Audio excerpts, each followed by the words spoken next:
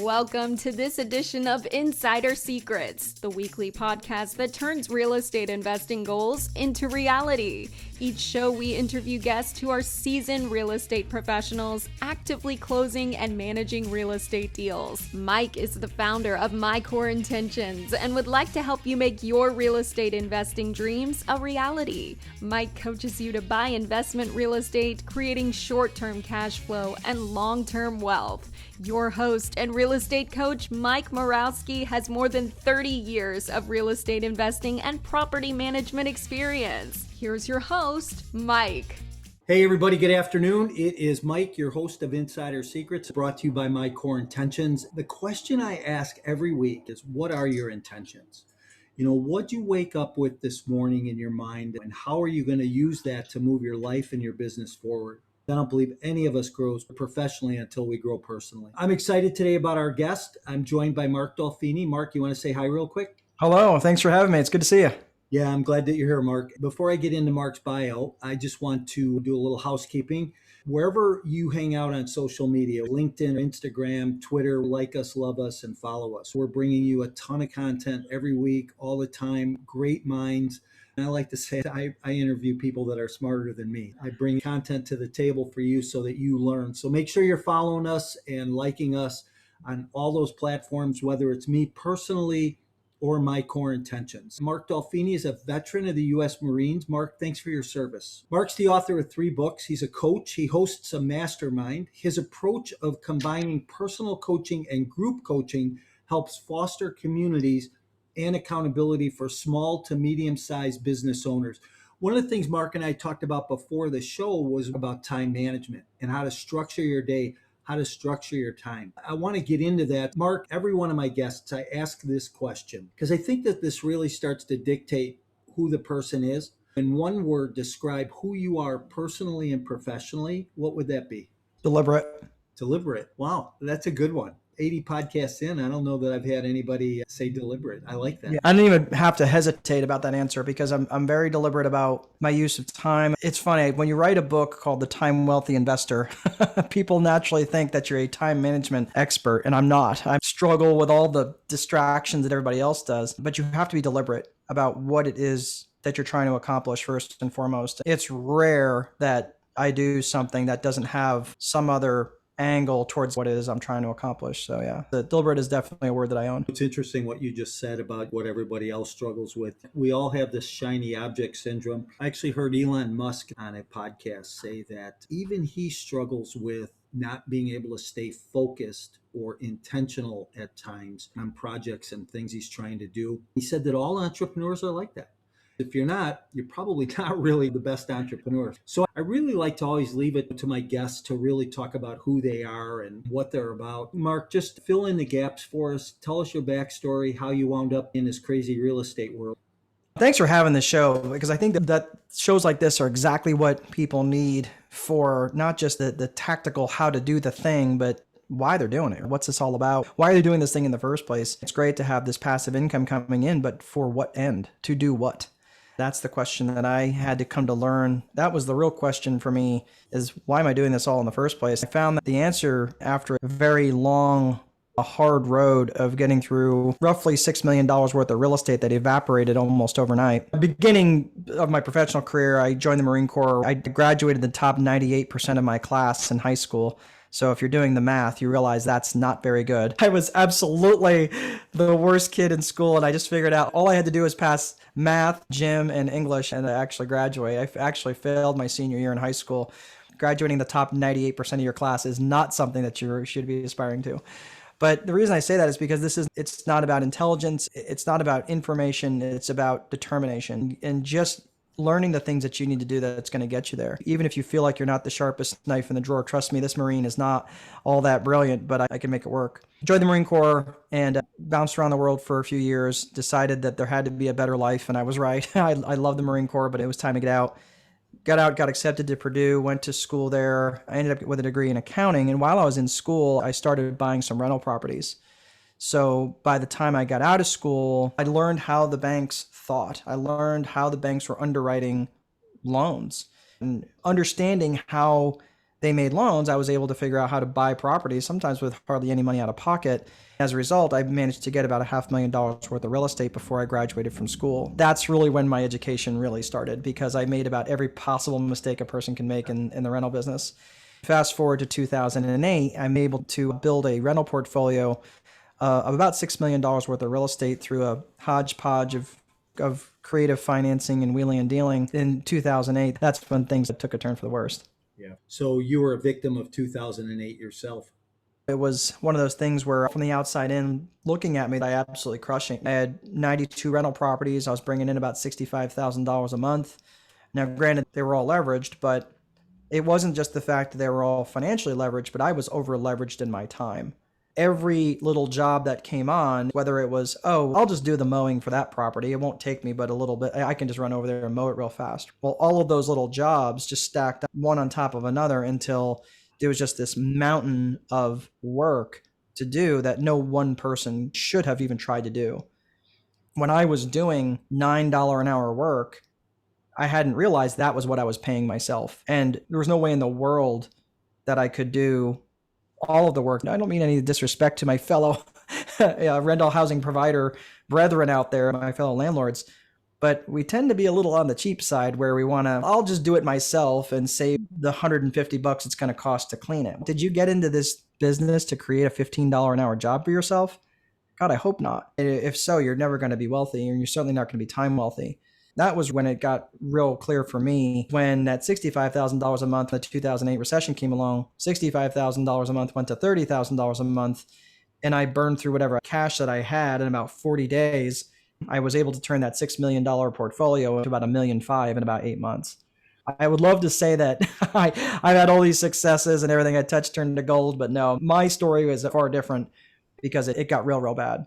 Couple things I want to unpack. One is I think that it's easy for a real estate investor, for a manager. Hey, it's not going to take me that long. I'm just going to go do this myself. Let me run over there and shovel the snow. I'll cut the grass. I'll be done. I'll be home in a couple hours. Before you know it, it's longer than a couple hours. How much is your time worth? When I was in the real estate sales business, I knew that I was worth $258 an hour. I knew that. So for me to go and do something for $20 didn't make sense.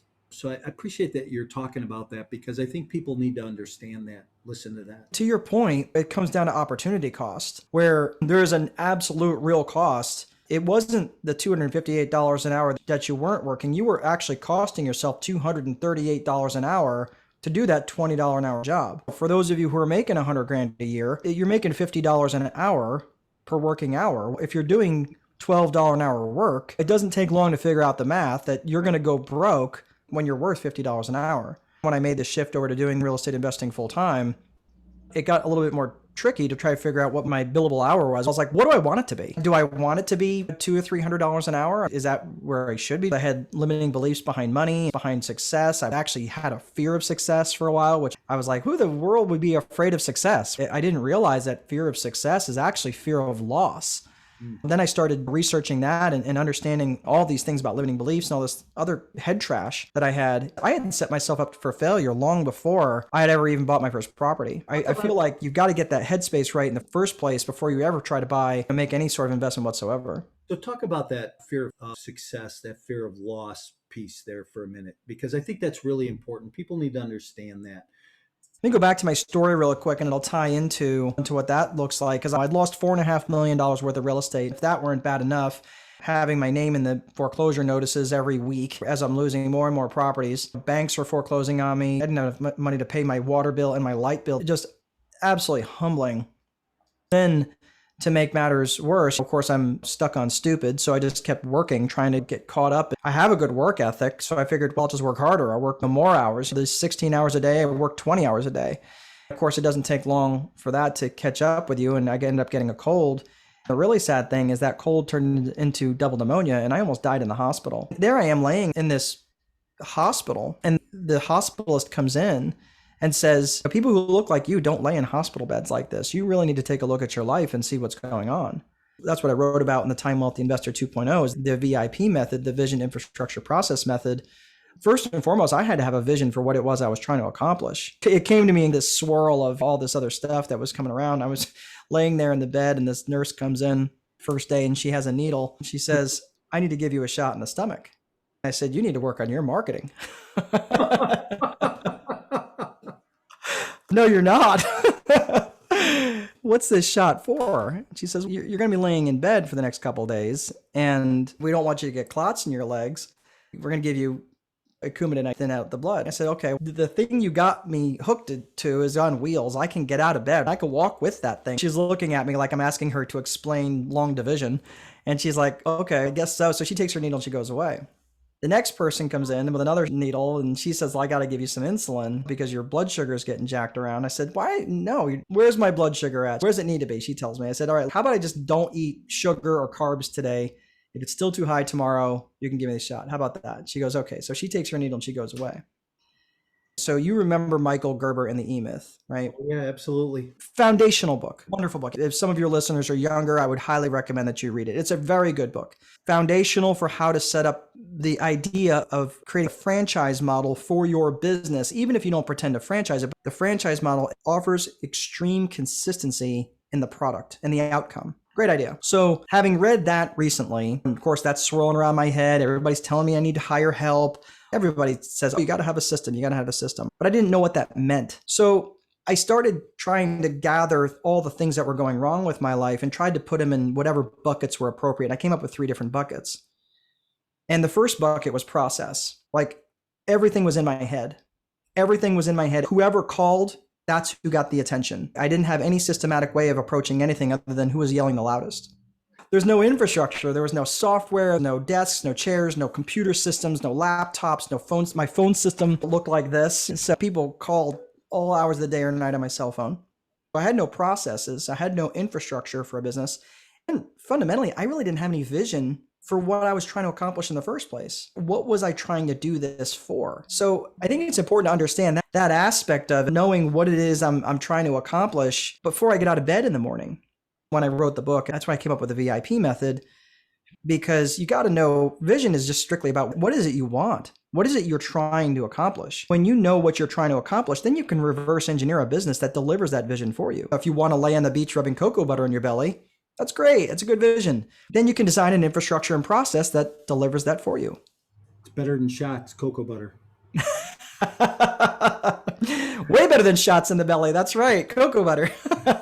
Hey, so you mentioned a couple of really interesting things. First of all, Michael Gerber's book. I love that book. I've read it a few times over the years. If you're the guy out there cutting the grass and shoveling the snow, you're working in your business, not on your business. You got to work on your business. He says most entrepreneurs are technicians.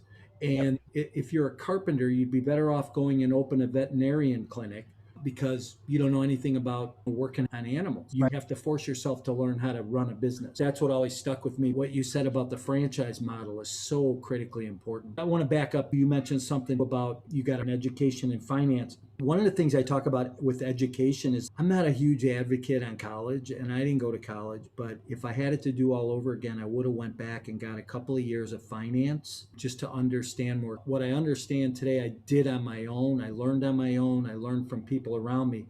But I think it's critical that you have that little education up front. How do you feel about that? It's interesting because we've got 2 boys at home that are 13 and 15, so they already know everything. So as parents, we're done because you already know it all. That's easy. Kidding aside, they're getting to that age where they're going to start to think about college, and I'm not 100% sure that's the right path for them. Everybody knows that college isn't for everybody. I can tell you how ill-prepared I was for business coming out of a business school. And it wasn't until I took that to the next level. Why wasn't I taught about insurance in school? Why wasn't I taught about just even simple things, even like just personal finance stuff, how credit cards work, how debit cards work, how does the ACH system work? I had to literally take time and peel all this back and educate myself. I remember very distinctly, thank God I'm done with college so I don't ever have to read another book again. That was the most ignorant thing I ever could have said. Now, I think I've probably read 30 books this year, give or take. But it's not just about reading them. I read them and then I pour back through them and I let the book transform me. And then I study it again and I put it aside. And then I go back through another book that I've read and I really study. So it's not just about reading, it's about studying. That can be done in a lot of different ways outside of the university system. In terms of the finance stuff that you're talking about, everything application wise, I could have learned easily on my own through a book or a seminar or something like that. There's just some people who've put an awful lot of money and time into education. Now, I will say this. The one thing that the university system does bring is structure. There's just some people that will never be able to learn.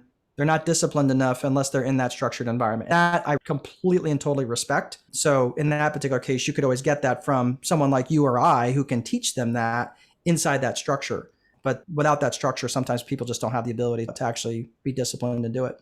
Yeah, I agree a lot with what you're saying. I think it's so important. And like I said, I didn't go to college. I've read 1,500 books over the last 30 years. It's all been business books and biographies and some Christian stuff, some relationship stuff, but mostly business. That's where I got that footing, that foundation. And I built a number of businesses over the years.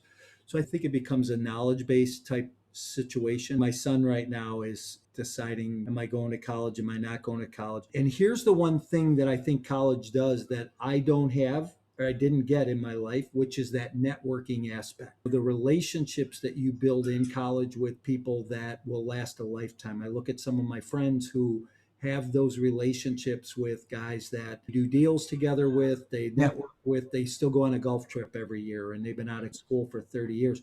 So there's that one piece about college that high school doesn't give you at that higher education. I think people have to make that decision on their own, though. Here's what I want to know for you. What was a defining moment in your life? $6 million worth of real estate evaporate. Was that a defining moment? Was it laying in the hospital bed? What really was it for you that made a shift in who you are today? Earlier on, I would have probably said that moment where it was like my whole life was circling the bowl as I'm sitting in the hospital bed.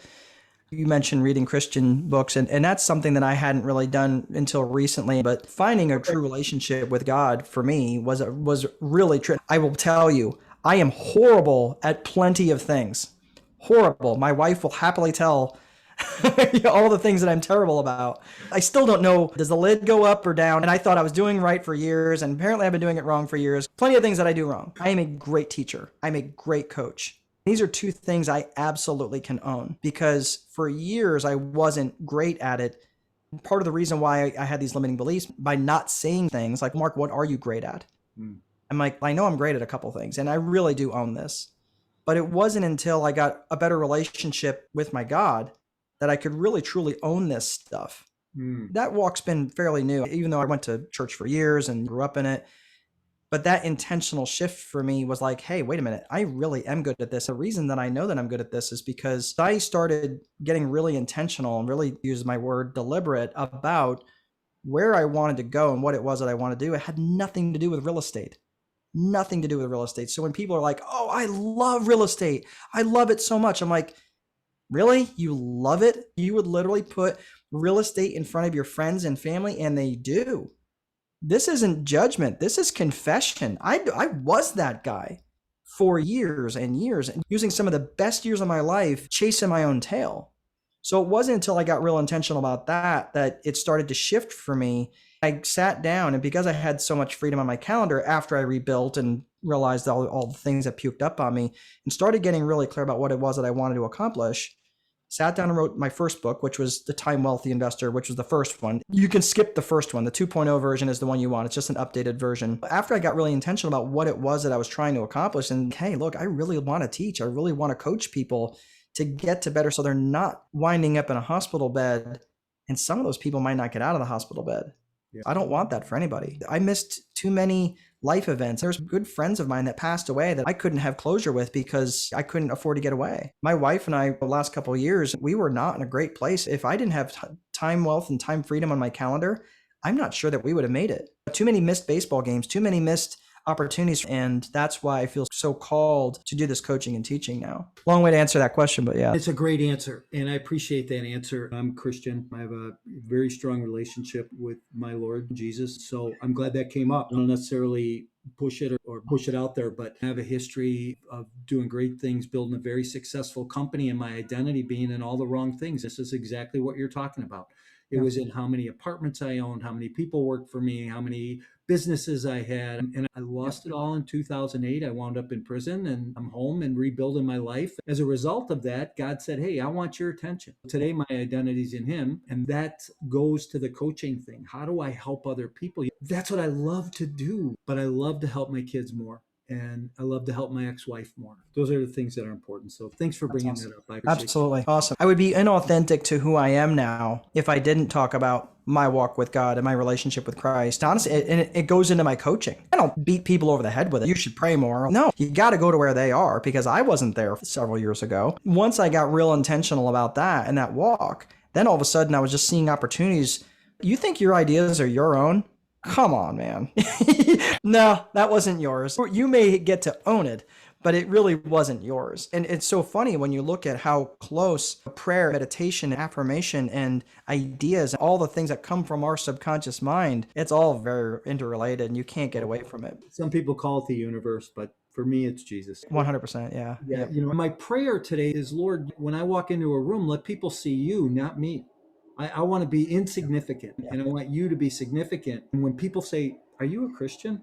Then I know that I'm close. I'm there. You're better than I am, because sometimes it's really hard when people come up to you and say, man, your presentation really changed me. Of course, here I am feeling significant. And man, it's so hard for me at times, because I want to take that credit because I worked my ass off. I want to get the credit, but sometimes it's just not appropriate because it really is all from him. And I get that. And this is about you, but I have to tell this story. 2008 or 2009, I'm sitting in church. My wife and I are sitting there. I say hi to somebody behind me, turn around, and his wife leans over and says, who was that? He goes, oh, that's the CEO of XYZ company, my old company. Right away, I went, man, do I feel good about that? There's my identity. There's who I am. And that's BS, right? Because that's not who I am. Today, I know who I am. I appreciate you bringing that up. Let's dig into a couple things here. I know we said we were going to only talk for 30 minutes or so, but I enjoy this and I'm enjoying getting to know you a little more. How about let's talk about your books. I know you have 3 books. Why don't you talk about those a little bit?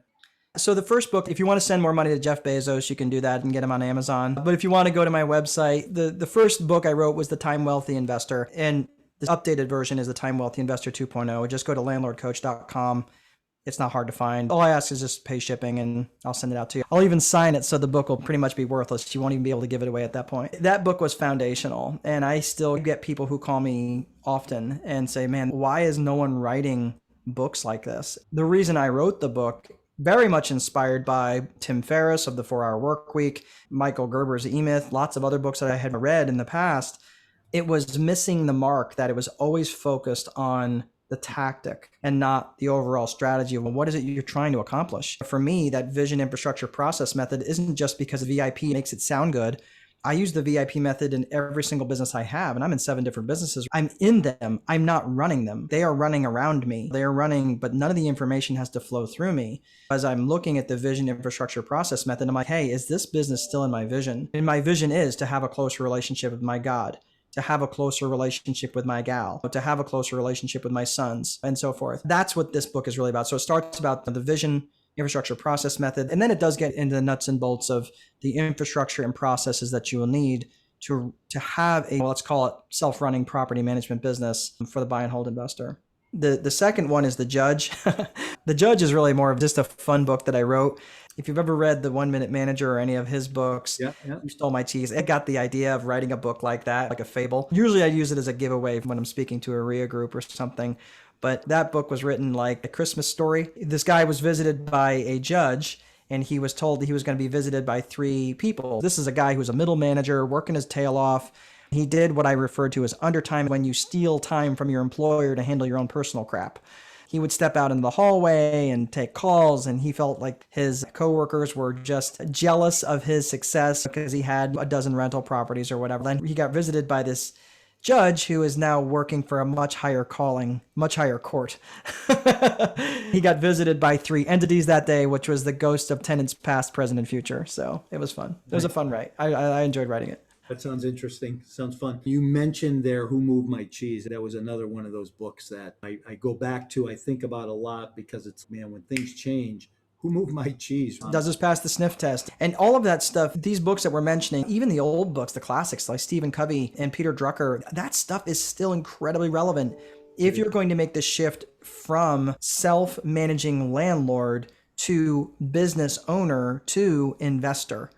You're going to have some engagement. Feel free to disagree, but I don't think there's truly any investment out there where you can be totally disengaged.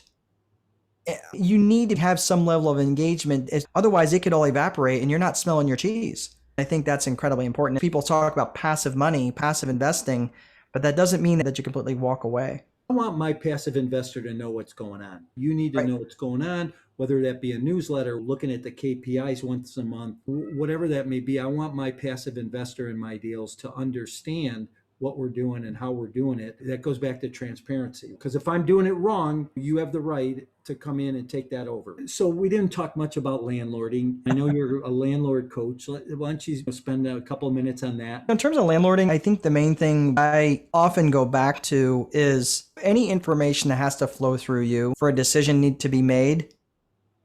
That should be a fairly unique event. If you're having to decide what color the paint should be in a particular unit, you're making too many low-level decisions. You should be making, do I spend $8,500 on the slightly higher end air conditioning, air handler, and HVAC system, or $8,000 with a 20-year warranty? That's the kind of decisions you should be making. Even then, approve those sorts of things that are going to make a difference, or when roofs need to be replaced. Those are going to be enough decisions along the way when you get a larger portfolio that shouldn't take up much of your time. There's a free download on my website you can go to about the ways that you can eliminate and make sure that you're underwriting the properties. I think it's called 5 Mistakes to Avoid. You'll get on my list. If you don't want to be on, you can unsubscribe. It's not a problem. I want you to have that because so many people are underwriting properties the wrong way because they're paying too much. Because they pay too much, guess what? They created jobs for themselves. And every individual line item that's in the expense category that you don't budget for becomes a job that you create for yourself. All these individual line items that you didn't budget for, whether it's maintenance or whatever, and now it's got to be paid for in some other way.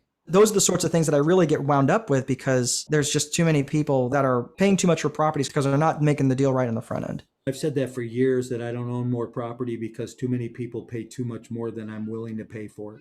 100%. It's an awful tragedy. I think that the investor gets into that, I got to get this, I got to get this. They fall in love with it. It needs to become math over emotion. Unless you keep your emotions on the sideline, it doesn't make sense. How do you make high stake decisions, Mark? Honestly, if it's that big of a deal, I'll pray on it. But oftentimes I will also go back to my vision and say, is this in alignment with my vision? I get approached to do joint ventures a lot.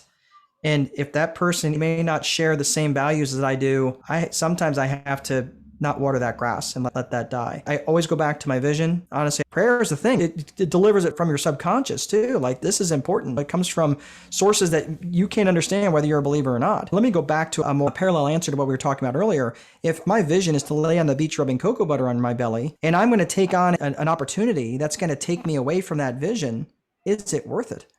There's lots of times that people say, oh, my kids are my world. I'm like, show me your calendar. And they're like, oh, maybe they're not my world. I get it. I did the same thing. I still get caught in that trap. And I teach this stuff. So you really got to be honest with yourself about your vision. And that's the lens I make all my decisions through. That's why I say every business I look at, or every business I'm involved in, involves using the VIP method. What's the old saying? If you want to really show what matters, look at somebody's checkbook. Check their checkbook and their calendar. Absolutely. So let's start to wind this down a little bit. I always like to ask a couple of fun questions. You take some of the pressure off. I need to get you rubbing cocoa butter on your belly. I don't. That's right. You're keeping me from that, Mike. What's the best book you ever read? We've talked about a number of books here, but in your opinion, what do you think the best book is you've ever read? Oh, man. It's hard because I've read so many good ones just recently. I'll tell you this, though. For anybody in business, even if you're not in business, if you're hearing this podcast and you're thinking about getting in business or wherever it is, I don't care where you're at in life, Jack Canfield's The Success Principles. Absolute must read. I don't know if I've ever read that. It is absolutely fundamental in terms of the teachings in that book. Let me just give you an idea of how destroyed I have this book. It's all tabbed and dog-eared and written in. This book has absolutely transformed a lot of things for me. No matter where you're at, you want to get better in life, read that book and apply it and study that book. You will see some foundational things happen in a very short period of time. Okay. And favorite tourist attraction? Oh, man. Favorite tourist attraction. Brian and I, we like to go to St. Louis. It's only about 4 hours from us, but it's just far enough away where we can go and be away and not feel like we're too far away from home. So we love to go to St. Louis. We love to see the Arch. We've been up in the Arch a couple times, but it's a fun thing. That's probably it for us because we get to do that really whenever we want a long weekend. Okay. Best restaurant or food? Here's one up in your neck of the woods. So in Dyer, there is a pizza place called San Fratello's, which makes a fontina cheese and meatball topping that literally will make you cry. San Fratello's Pizza in Dyer, Indiana. All right. So anybody heading to Dyer, Indiana, you know where to get your pizza from. I think they've got 2 locations, but I know that there's one in Dyer, and it is awesome. It is amazing. Mark, I appreciate this. It's been great to get to know you. How do people get a hold of you or get a hold of your book if they want to do that? I have a chief of staff that handles all my emails. I'll be honest with you, email is not my strength, but fortunately I have someone that checks it for me. But you can drop me an email at mark@landlordcoach.com. I'm happy to have a conversation with anybody. I have lots of time wealth on my calendar. Reach out to me on social media, Landlord Coach. I have a Landlord Coach page, or you can find me at Mark Dolfini on Facebook or YouTube. Thanks, Mark. It's been a pleasure getting to know you and learning about you and your heart a little bit and your business strategy. I can tell that you are definitely somebody that your business strategy comes from your heart. It's nice to know. And it's nice to do business with people that come from that walk, that way of life. So I appreciate you being here today. I know that we gave my listeners a little bit different off the cuff today. So that was good. Hey, everybody, we are here every Tuesday. We'll be here next week. If I can do anything for anybody, don't hesitate to reach out. Have a great week. Mark, thanks again for being here. Thanks, Mike. Thank you, Mike, and thank you for joining us for another great episode of Insider Secrets. As always, Insider Secrets is brought to you by My Core Intentions. Wherever you hang out on social media, you will find Mike and My Core Intentions. Please like and follow us to get the most up-to-date real estate investing trends. Visit mycoreintentions.com, where you can get expert coaching on all things real estate investing and property management. If you're looking to become an expert, Mike's coaching will help you scale your real estate investment business. We're looking forward to having you back again next week for more Insider Secrets.